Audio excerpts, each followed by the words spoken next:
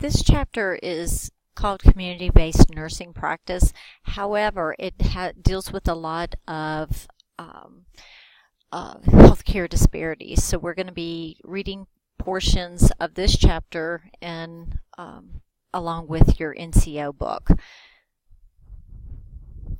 Again, when we look at community-based nursing and we're looking at healthcare disparities, we also think about our levels of prevention and care, that just like we do for individuals. So we're going to be looking at health promotion, disease prevention, and restorative care.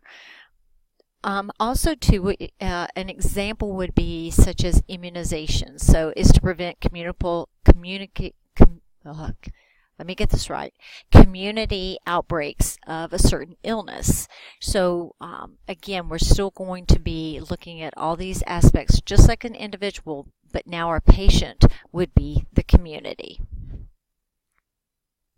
And this helps to explain a little bit of what I was just talking about. So if you'll read the notes such as down below on the slide and read the screen, it should help you to understand how that is related.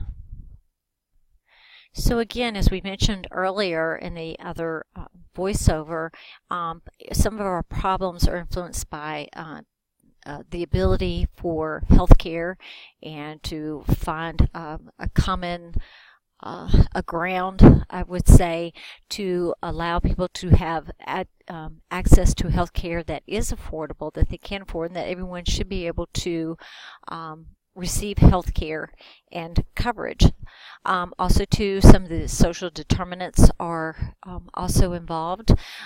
Again, and we have an increase in healthcare disparities as our nation grows. Again, one of our biggest priorities as nurses is health promotion. So whether it's economics, our differences that are incorporated in our healthcare disparities, social determinants, affordable health care, all of those things combined, our biggest priority is health promotion. And how can we improve the health of our communities and the individuals who are within our community. And again, I know you have some readings and some websites to look at Healthy People 2020, but again, remember, the goal is to increase the life expectancy and the quality of life of every individual. And we want to start getting rid of those health disparities. Instead of adding to them, we want to decrease those. And that way we can improve how we deliver care and services to our communities and those who live within our communities. So again, it's establishing those good healthcare goals. We want to continue with that. We want to go back and look after each goal, and we set the next set of goals. What are we looking for? What are we striving for? What are we trying to do within these goals, and are they reachable goals?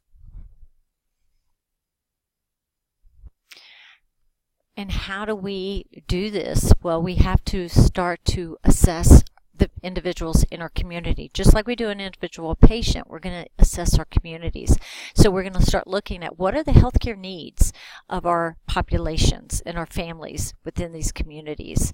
How are we going to do this? What policies are in place? What do we need to maybe create? And how do we implement it and get it out there? How do we improve the access to care for these individuals? We need to do an assessment and find out what are the major issues in this community. Maybe this community is a large community who has drug abuse is high on the list, alcoholism, maybe diabetes. So what is going on? How can we decrease the number of individuals who have this disease? How can we get out there to help, to educate, to teach, to care, to what I want to say. I'm losing my thoughts of words. But what do we want to do to screen these individuals and do well checkups for them?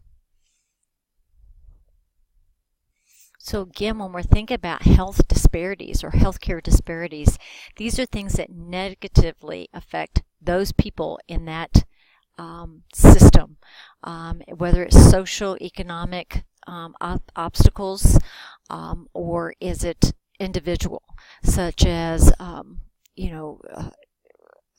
socioeconomic and those types of issues, preventable or thoughts for their ethnicity or their culture or their religion, whatever it may be.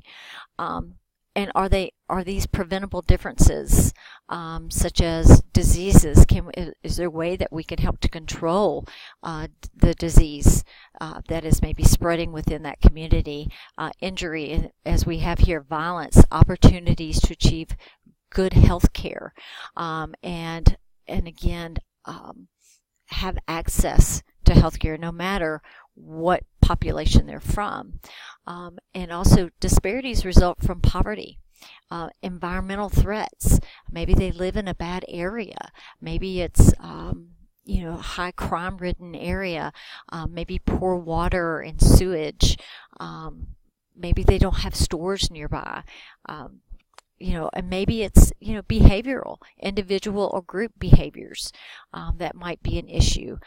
Education, those who may not be educated are just getting their information by word of mouth, or if they hear something in the news or in social media, and they just take that as face value instead of looking into a disease process or how to take care of themselves.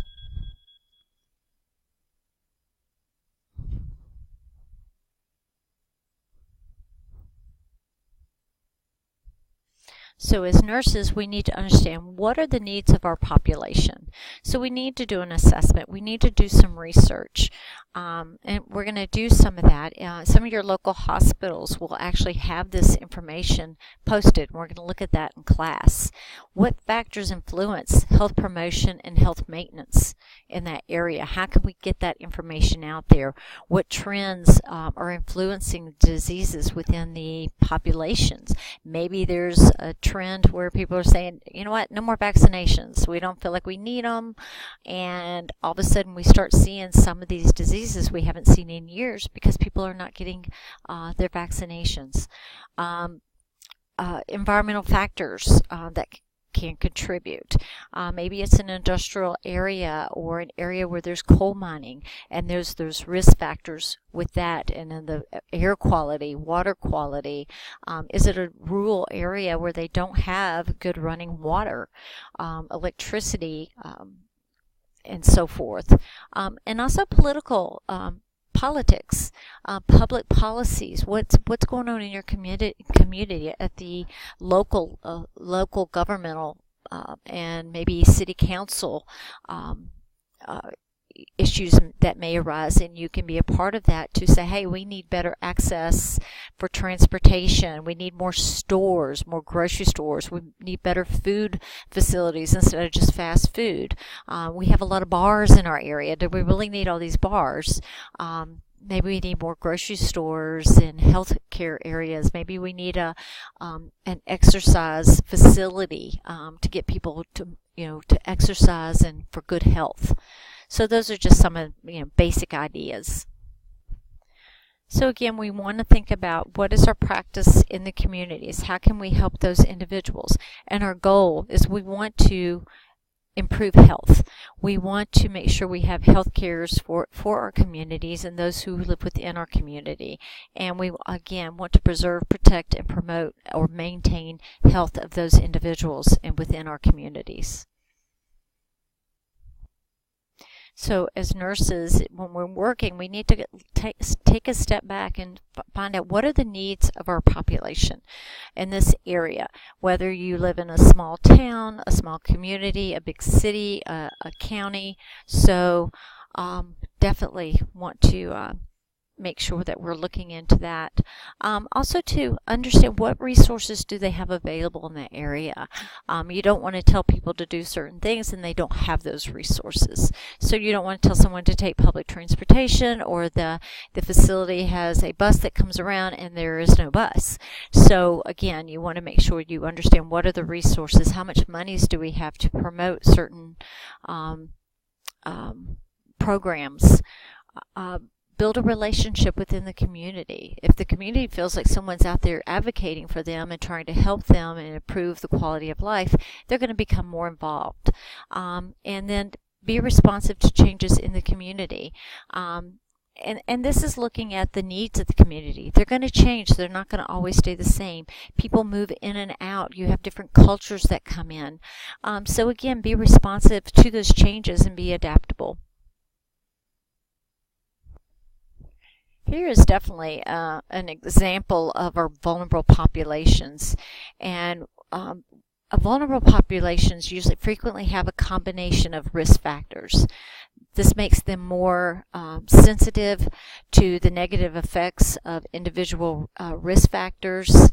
And so, again, they have excessive risk. And I'm going to add to this list our veterans.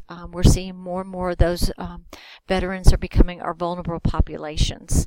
So we definitely want to make sure that we look into this group of individuals.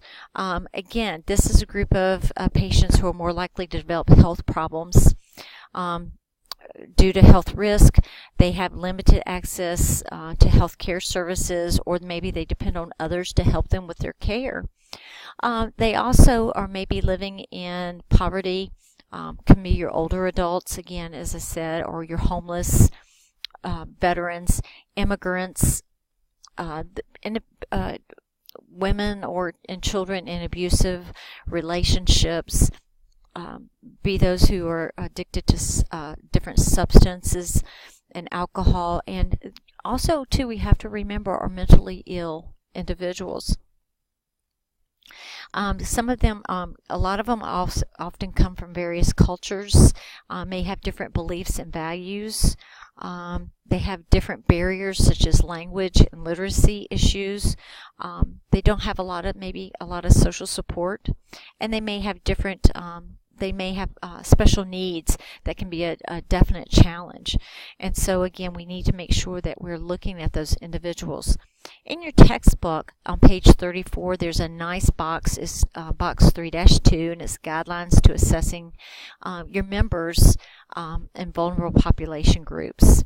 Some of the barriers to access and use of services can also definitely be an adverse issue for good outcomes for health.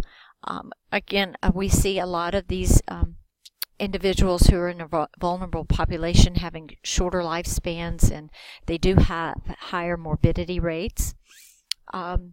Again, we need to assess these members and take into account they have a lot of stressors, multiple stressors that can affect their lives, and we need to learn what are their strengths and what are their resources for helping them to cope with their stressors.